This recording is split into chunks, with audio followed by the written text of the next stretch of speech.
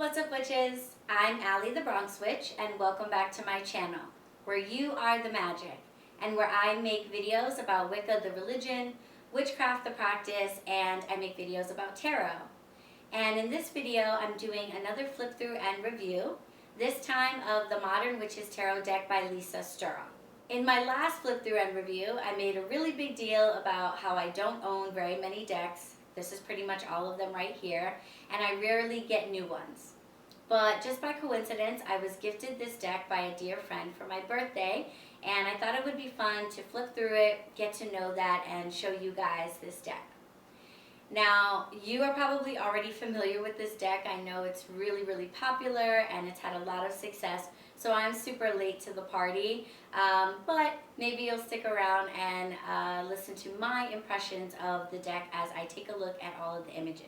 It's my understanding that the Modern Witches Tarot deck was created for the purpose of making a tarot deck that had imagery that could relate to everyday society, you and me, people who are alive now. Because pages and knights and queens and kings, they aren't exactly everyday characters for us. So this deck is designed to reflect more of a diverse society and to include people of different ethnicities, different levels of physical ability, different gender orientations, different ages, and so people have found that really cool and really relatable, and I think that's going to make this deck something useful for me, at least for my readings for the collective. So I'm excited to take a look at the images and see if it really feels like a good fit. So if you're interested in learning more about this deck, my impressions of it, and seeing the images on the cards, then stay tuned. So of course, before I can start working with this deck, I have to cleanse it, and I will cleanse it in the Wiccan way using all 5 elements: fire, air, earth, water, and spirit. And if you're interested in learning more about how I cleanse items, my space, and even myself, I will include a couple of videos for you to check out up above. So now that I have cleansed my deck, I'm ready to begin using it and looking through it. So this is the outside of the box, very popular image that you may have seen before. Definitely different from what we're used to seeing on the cover of a tarot deck, a young black girl as the magician. Pretty cool, just the packaging to start. I know that this is a piece of the Hermit card. Take a look. Black box inside with everything. We have the cards, and we have the guidebook here, Modern Witches Instruction Guide, which I took a brief little peek at, and it looks like it's really very minimal, just some very brief small font descriptions of each of the cards. It looks like the authors of this deck have decided to stick pretty closely to the Rider-Waite images and meanings, which you all know is something that I like. And so they probably didn't feel like they needed much of a guidebook. So it's a very small guidebook. This is one of those cases where if you prefer not to use it, I don't think you'll have any struggles understanding the imagery if you're familiar with the Rider-Waite. So we'll just get started. I think I'm going to start actually on the top, because I'll start with the major arcana cards, and I'll go through the minor arcana cards a little slower. There we go. Just want to make sure you guys can see everything. All right, so we start the journey as we do in most traditional decks with the Fool. And we see this imagery is different from what we're used to seeing. Some modern elements here. She's holding onto her like iPod, I guess, iPhone, listening to music.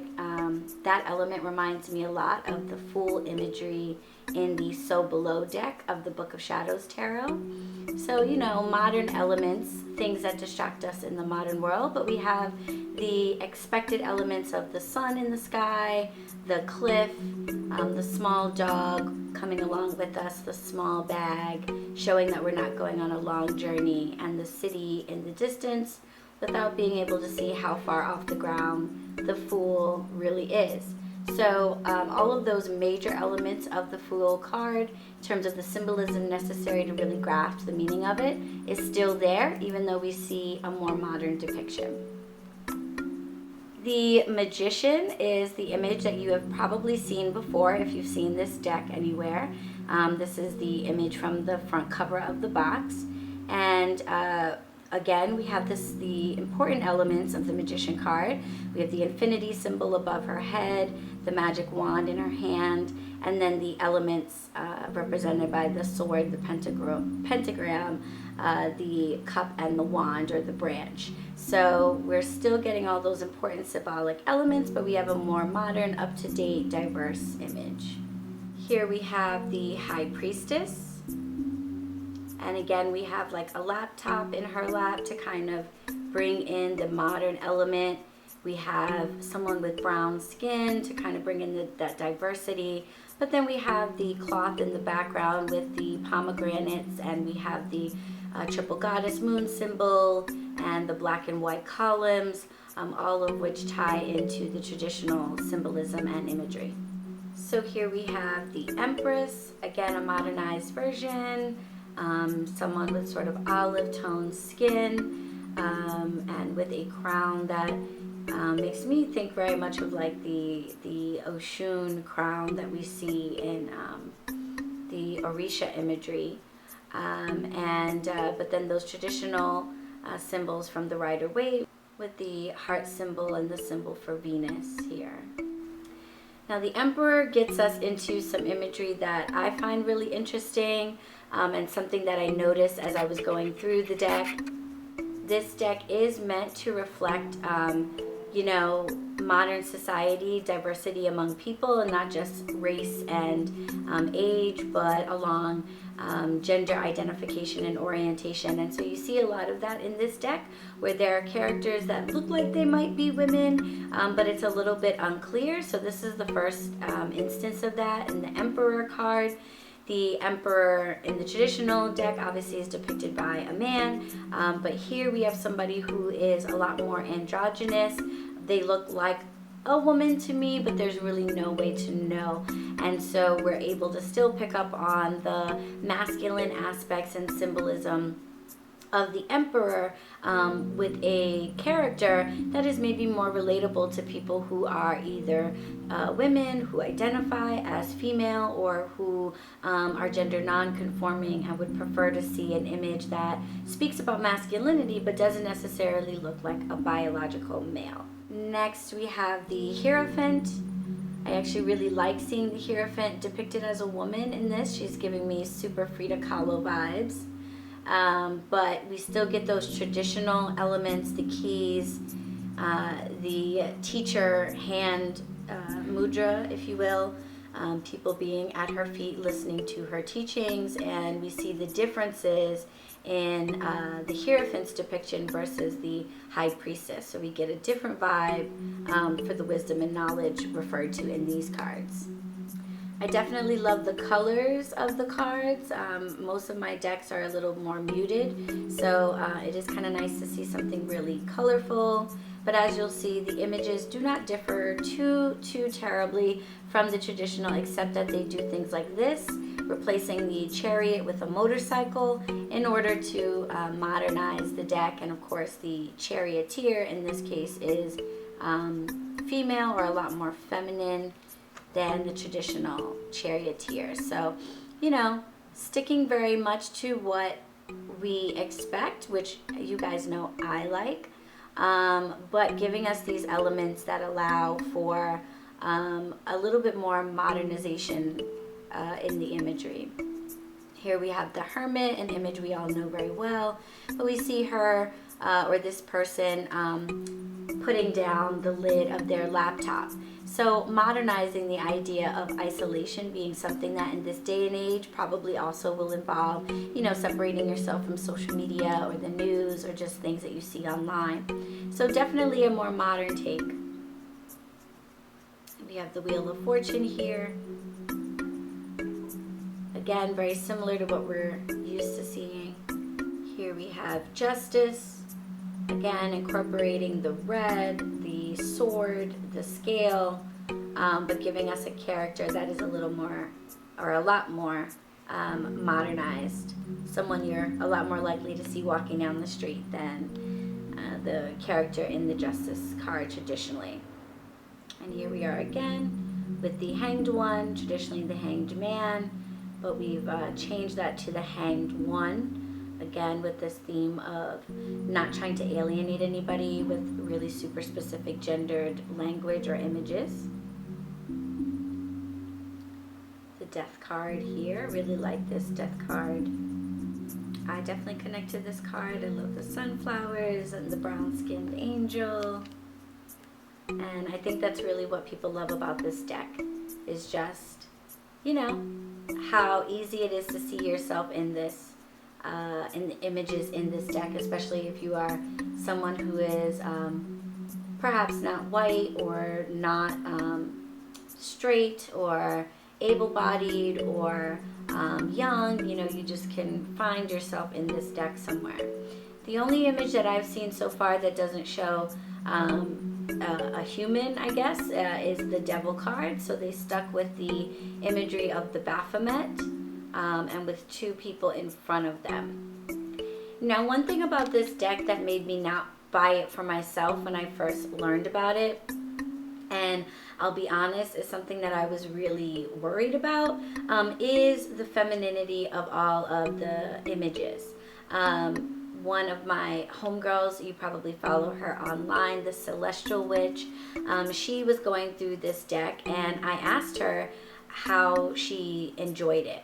And her response was that she was missing the masculine element. And I'll just take a moment here at the Star card just to show this depiction of someone who, you know, if I were describing this, I would say this is a white woman. I don't know how she or he or they would identify themselves, but I see a white woman, and I love that that is included because the deck is not exclusive.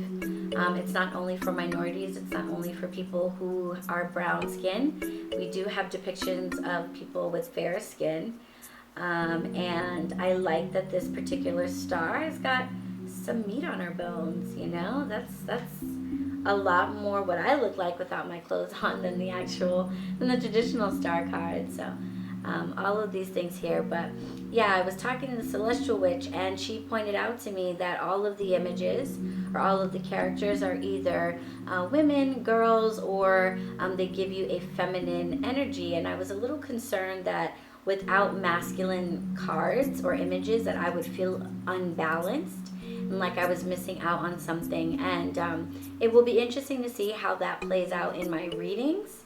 And that's something you might want to keep in mind when you purchase this deck, or if you look into getting this deck, that there aren't really any depictions of characters that are clearly men or masculine.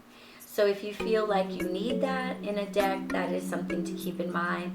All of the cards that in the traditional deck would be depicted by men, such as the King cards and the Emperor, are depicted by characters that are kind of either ambiguous, androgynous, or to me are clearly feminine. Here we have the Sun card. I love that the Sun, the child in the Sun card has a gap. Because the original card has a gap and I have a gap, so gap gang. Here we have the Judgment card, very similar to the Rider-Waite version, though she's clapping instead of blowing a trumpet. Here we have the World card, and you guys know I have an affinity for the World card, being that I got to model for this card for the Key Tarot.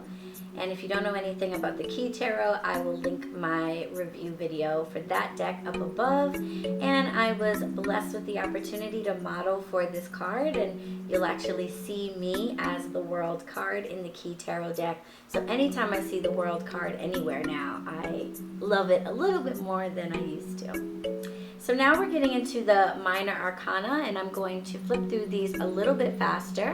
And I'm going to start off with the Swords. So we have the Ace of Swords, the Two of Swords, the Three of Swords, Four of Swords, the Five of Swords, the Six of Swords, the Seven of Swords. I wish this card wasn't about lies and betrayal because I really love this outfit. We have the Eight of Swords, the Nine, the Ten of Swords, and I love that she's on her phone because that is so us nowadays, right? Like, you could get like stabbed up the back, you probably would still be on Instagram. We have the Page of Swords, the Knight of Swords,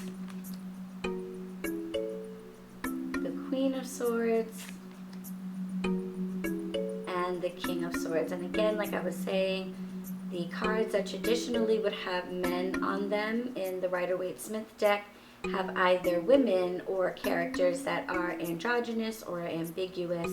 They're in pantsuits to kind of bring up that masculine energy, but then they seem to be either female or just sort of androgynous and unclear.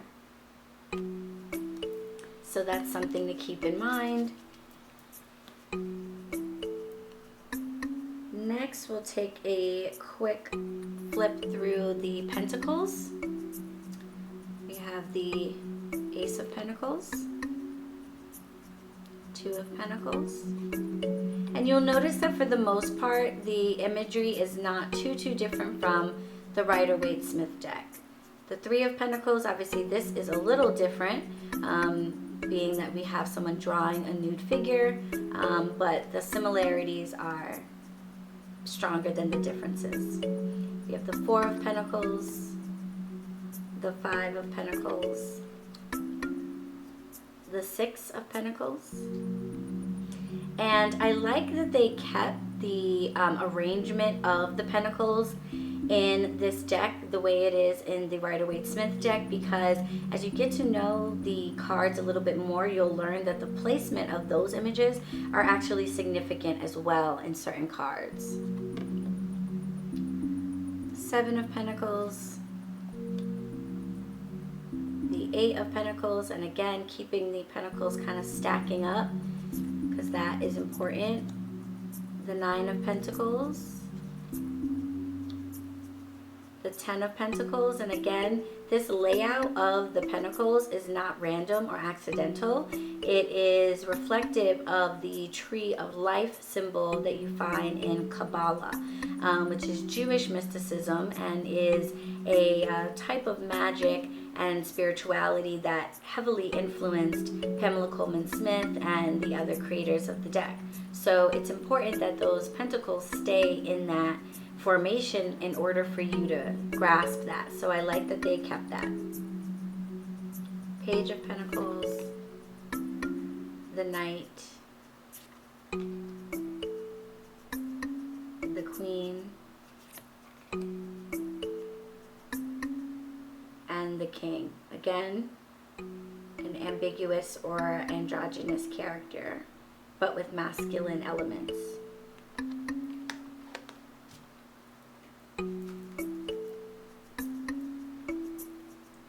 Okay, next let's take a look at the wands.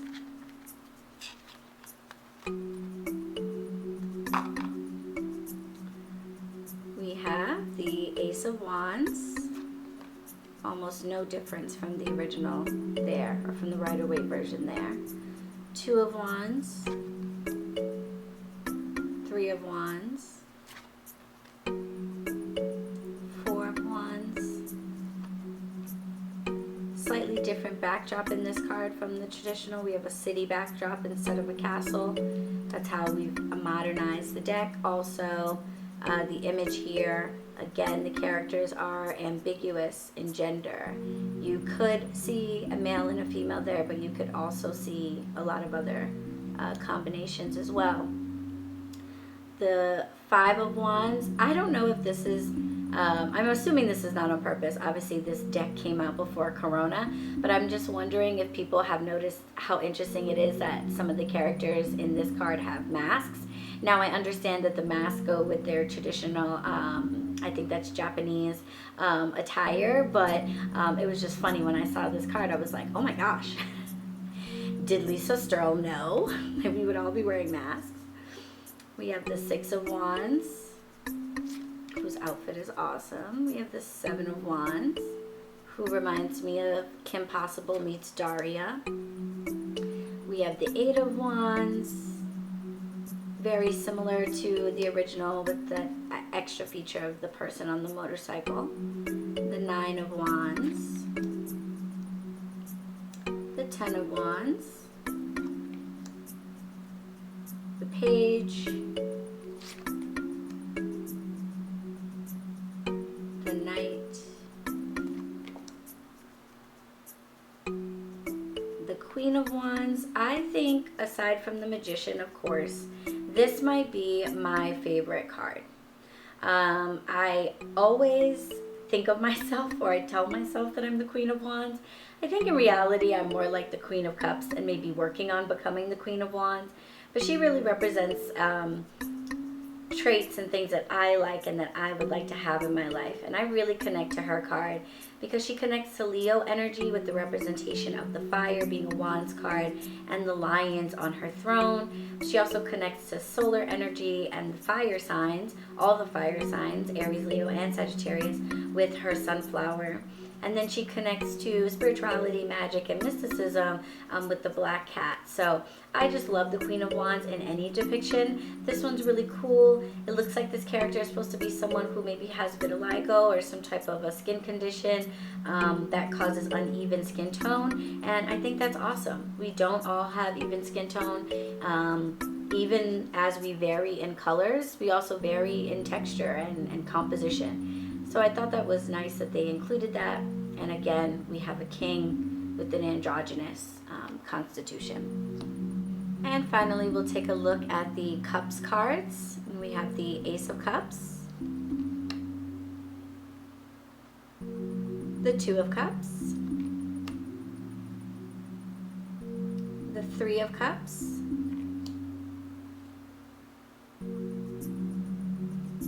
the Four of Cups, the Five of Cups,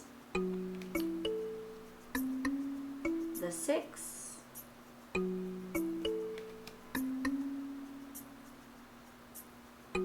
Seven,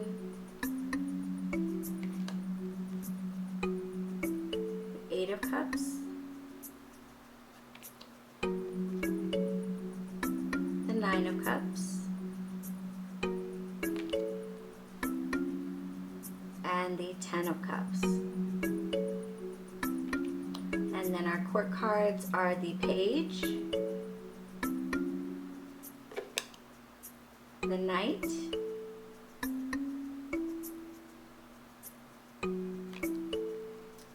the Queen, we have the King of Cups, again a androgynous or ambiguous character gender-wise with masculine elements. And then we have this card.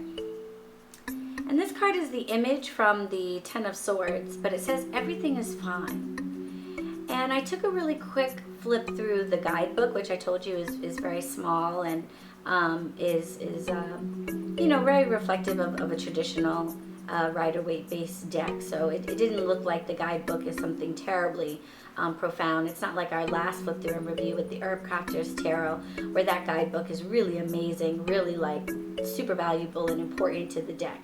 This guidebook, not so much. And I will go through it again, but I couldn't actually find any information on what this card is or why it's in the deck and what it is supposed to mean. So I will be including it in my readings. You know, I'm just going to include it as any other card.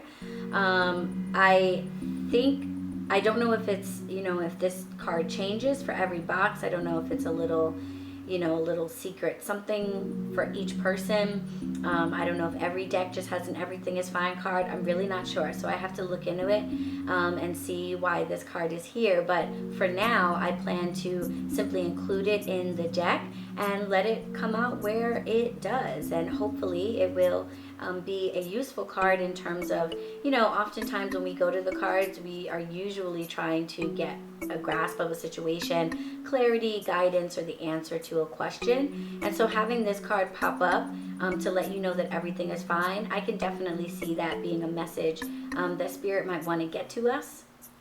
And so having a card that just comes right up and says that, especially on the card that many people consider to be one of the least positive, or one of the cards that indicates sorrow and heartache and loss more than any other, it's nice to see the imagery from that card with the message that everything is fine. So I will definitely be, you know, just keeping this card right along with the rest of them. All right, witches, thank you so much for tuning into this video. I really hope it was helpful, or that you at least liked it.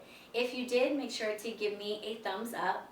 If you have any comments or questions, just leave them for me down below. And of course, subscribe. Click on the bell button so you're notified every time a new video comes out. You can follow me on Instagram at BronxWitch, and I will see you in the next video. Blessed be.